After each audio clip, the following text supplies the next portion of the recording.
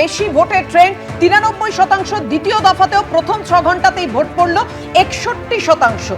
2021-এ এই 7টি জেলায়, অর্থাৎ যে 7টি জেলায় প্রথম দফার পর দ্বিতীয় দফায় ভোট গ্রহণ চলছে, অর্থাৎ আজকে ভোট পড়েছিল 2021-এ 81%।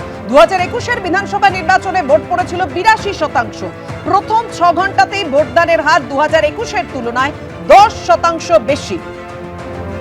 2021-এ প্রথম 6 ঘন্টায় ভোট পড়েছিল 51%।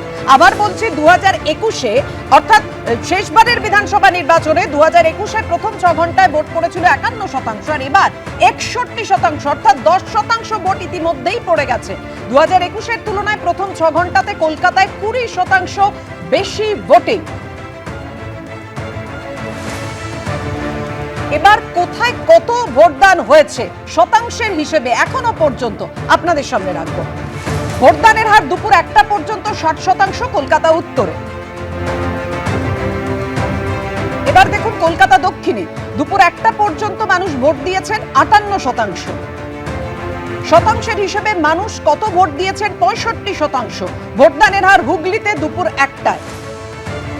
হুগলির পর এবার হাওড়ায় দুপুর 1টা পর্যন্ত ভোট পড়েছে 61%। 59% মানুষ ভোট দিয়েছেন দুপুর 1টা পর্যন্ত উত্তর 24 পরগনা। জেলা উত্তর 24 পরগনার পর এবার দক্ষিণ 24 পরগনা। ভোটদানের হার 59% দুপুর 1টা পর্যন্ত। পূর্ব বর্ধমান 67% দুপুর 1টা পর্যন্ত ভোটদানের হার। নদিয়ায় 61% দুপুর 1টা পর্যন্ত।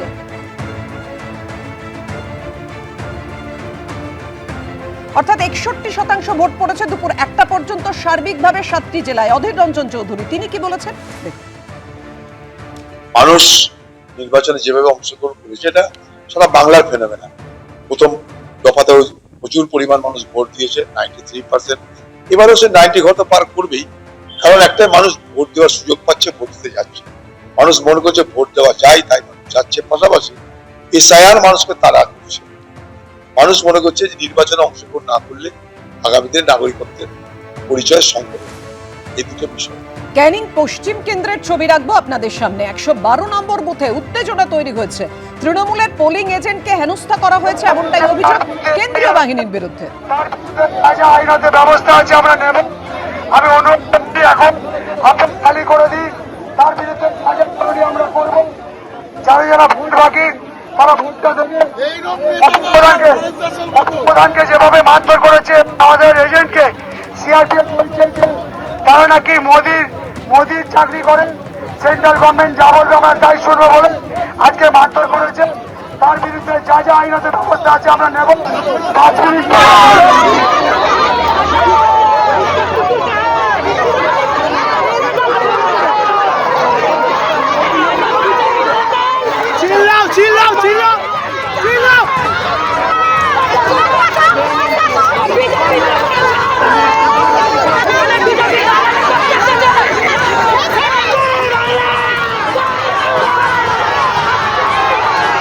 কথা বলবো, আমাদের সঙ্গে রয়েছেন আমাদের প্রতিনিধি হিন্দল দে। হিন্দল, ছবিটা আমরা দেখতে পাচ্ছি ক্যানিং পশ্চিম কেন্দ্রের 112 নম্বর বুথে ঠিক কি ঘটেছে, কি অভিযোগ? দেখো, যেটা অভিযোগ উঠে আসছে যে ক্যানিং পশ্চিম বিধানসভার 112 নম্বর বুথে ঢুকে তৃণমূলের বুথ এজেন্ট প্রদীপ দাসকে মারধরের অভিযোগ উঠেছে কেন্দ্রীয় বাহিনীর বিরুদ্ধে।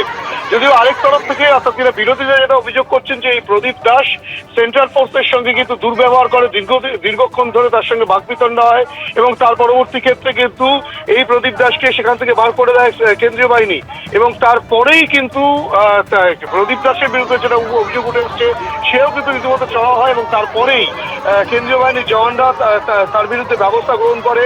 এবং তখনই কিন্তু তৃণমূল কংগ্রেস কর্মী সমর্থকরা যারা ছিলেন এবং সাধারণ বেশ কিছু মানুষজন এই প্রদীপ দাসকে কেন এইভাবে ধরা হলো, কেন ভোট থেকে বার করে দেওয়া হলো সেই নিয়েই কিন্তু রীতিমতো উত্তেজনা ছড়ায় এবং দীর্ঘক্ষণ ভোট প্রক্রিয়া বন্ধ থাকে। কেন্দ্রীয় বাহিনী জওয়ানদের সঙ্গে যেভাবে গন্ডগোলের পরিস্থিতি তৈরি হয় এবং সেখানকার ক্যানিং পশ্চিমের যিনি প্রার্থী হয়েছেন তৃণমূল কংগ্রেসের পরেশরাম দাস, তিনি যান,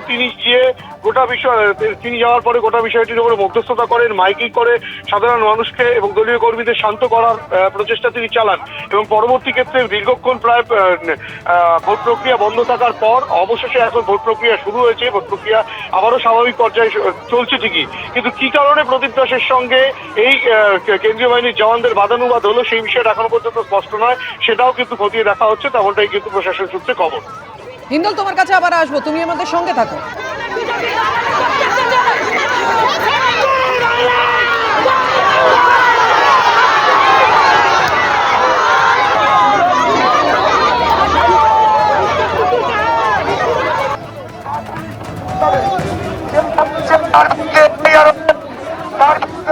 আইনত ব্যবস্থা আছে আমরা নেব। আমি অনুরোধ করছি এখন আপনি খালি করে দিই, তার বিরুদ্ধে আমরা করবো। যারা যারা ভোট বাকি তারা ভোটটা দেবে।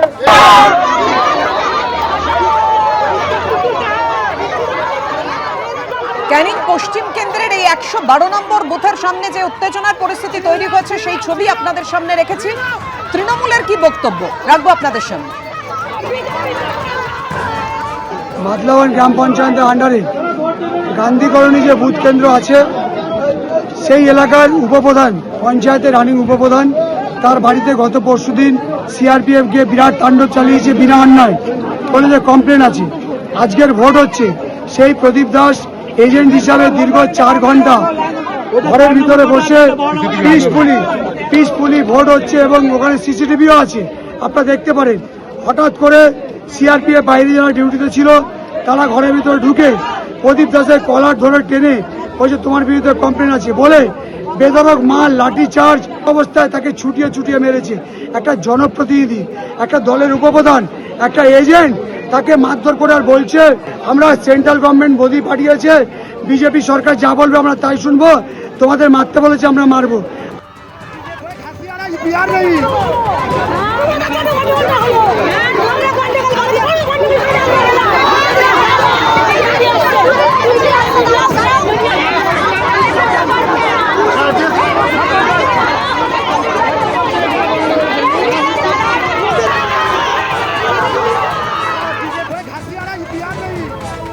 তৃণমূলের বুথ এজেন্টকে মারধরের অভিযোগ, বুথে ঢুকে তৃণমূলের এজেন্টকে হেনস্থায় অভিযোগ কেন্দ্রীয় বাহিনীর বিরুদ্ধে। প্রতিবাদে বুথের সামনে আপনারা দেখছেন জয় বাংলা স্লোগান তুলে বিক্ষোভ দেখাচ্ছে তৃণমূলের বক্তব্য প্রদীপ দাস তৃণমূলের বুথ এজেন্ট, তাকে কলার ধরে টেনে এনে মারধর করে কেন্দ্রীয় বাহিনী। পাল্টা কেন্দ্রীয় বাহিনীর সঙ্গে দুর্ব্যবহার করেছেন প্রদীপ দাস, এমন অভিযোগও সামনে আসছে।